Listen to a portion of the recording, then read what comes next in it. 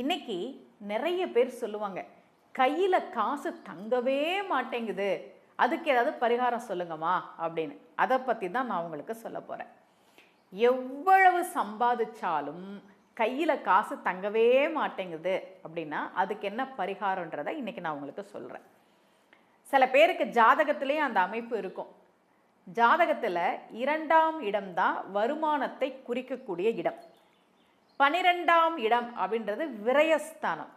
யாருக்காவது 2ஆம் அதிபதி 12ல் இருந்ததுன்னா கண்டிப்பாக சம்பாதிக்கிற பணம் விரயமாகிட்டே இருக்கும். அந்த பணம் வர்றது தான் தெரியுது, எங்கே போகுதுன்னே தெரிய மாட்டேங்குது அப்படின்னு அவங்க என்கிட்ட பேசும்போது சொன்னாங்க. நமக்கு கூட அந்த மாதிரி இருக்கலாம் ஜாதக அமைப்பில். அது நீங்கள் உங்கள் ஜாதகத்தை எடுத்து பாருங்கள்.